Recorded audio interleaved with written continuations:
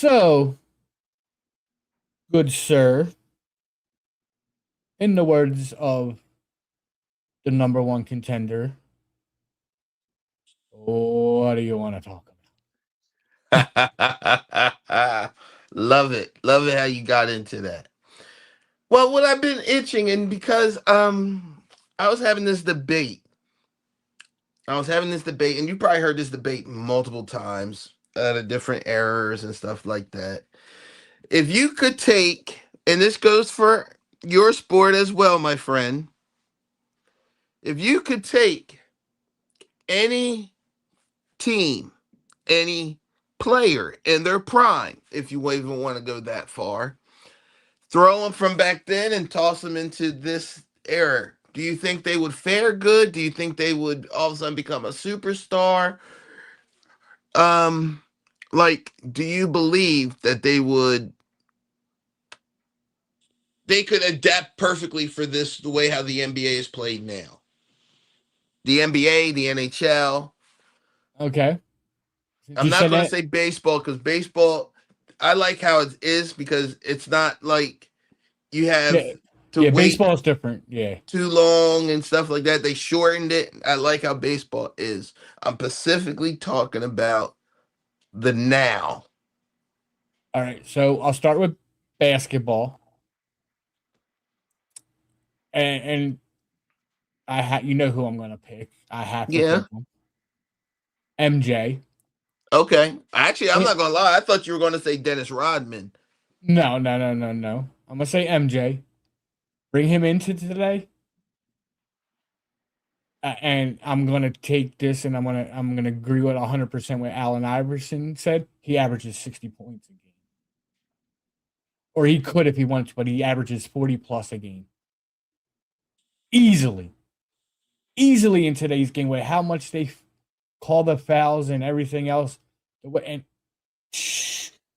could you imagine Jordan not getting killed while he went to the net? Mm-hmm. What he could do?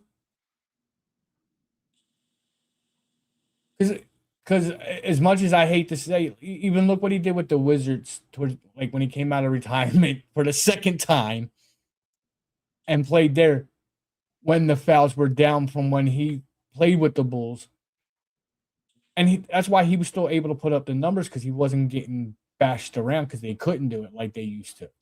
Oh, you're absolutely right. There's actually recent interview with Allen Iverson, and they asked him because I saw it on TikTok and Twitter or X, whatever the hell you want to call it. And it was an interview he did, and they asked him, "Who do you think's greatest?" And he said Jordan, and he goes, "I tell you why, because Jordan is going to score in any era he plays in. Because he played in one of the toughest eras when it came to driving to the net and stuff. Come on, he played against the bad boys. That Yeah. right there tells you everything. They were known for make bloodying players and stuff. So if he was able to pull through that and still put up numbers and stuff, imagine what he could do when he's not getting bashed around and tried to be killed and everything else.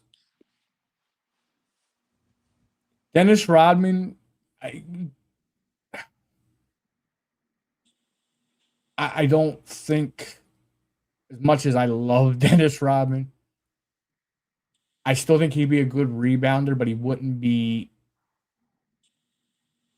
stand out and be talked about as much now than he was then because he was doing stuff that is normal. That's looked at as more normal now. If you get what I mean, like with the hair and just all the antics and everything he did, he was doing that before anybody else was. Before it was cool, before it was a hip in the mainstream thing. Um, and that's what helped his game Yeah. and helped him be who he was.